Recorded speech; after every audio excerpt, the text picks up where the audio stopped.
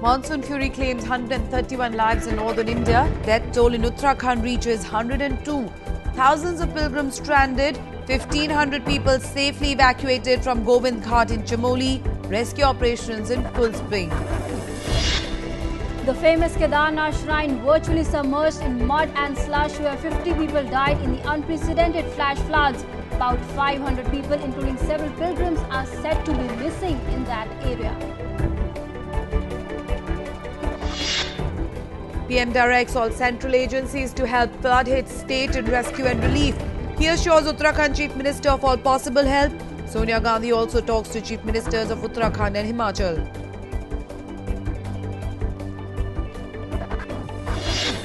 In Delhi, people from low-lying areas along the Yamuna banks evacuated as the water level in the river crossed the danger mark.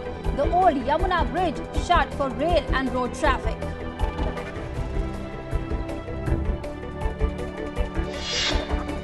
Bihar Chief Minister Nitish Kumar to face floor test today. Nitish government assured of confidence vote as for independence extends support.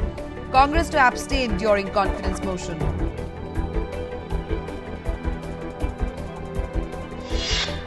Congress core group to meet in New Delhi to make a decision on the way ahead for the ambitious food security bill. Prime Minister, Congress President, Food Minister KV Thomas and others will be present during the deliberations. CBI records statements of two PMO officials in connection with coal block allocation case. Also summons former Coal Secretary H.C. Gupta on Thursday.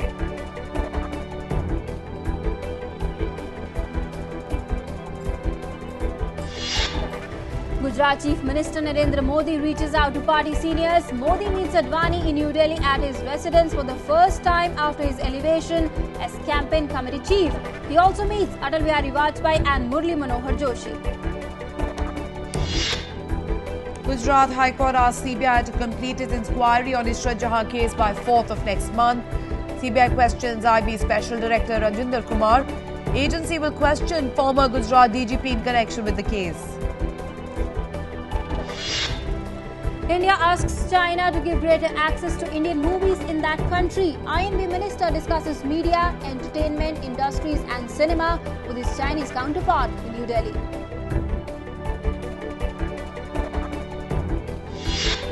External Affairs Minister Salman Khurshid to embark on a two-day visit to Iraq today. During the visit, he will hold talks with top Iraqi leadership on issues of mutual interest, including import of oil.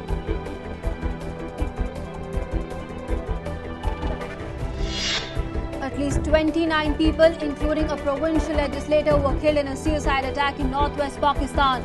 Several others injured in the attack. Pakistan President and Prime Minister condemned the attack.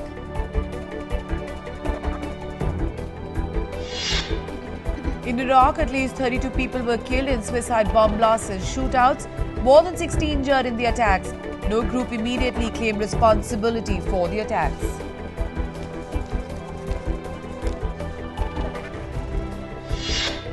In Russia, at least 30 people were injured in southwestern Samara region after ammunition explosions shook a military training area. Some 6,000 people were evacuated from the area.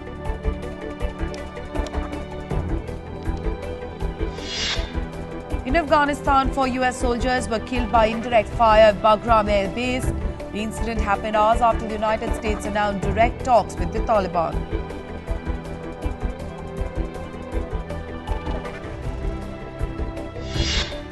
Leaders of the G8 major economies agree new measures to clamp down on money launderers, illegal tax evaders and corporate tax avoiders. The summit also saw the launch of free trade negotiations between the European Union and the US. The G8 leaders, including Russian President Vladimir Putin and ally of Syrian leader Bashar al-Assad, backed calls for Syrian peace talks to be held in Geneva as soon as possible.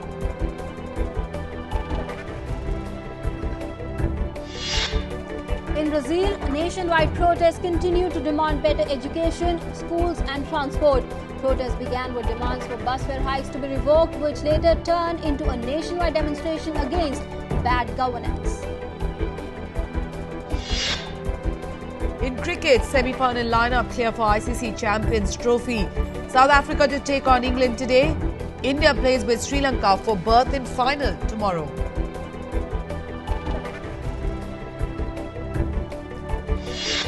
India increases its lead over its nearest rivals in the International Cricket Council ODI rankings as the top team with 121 rating points, followed by England with 119 points.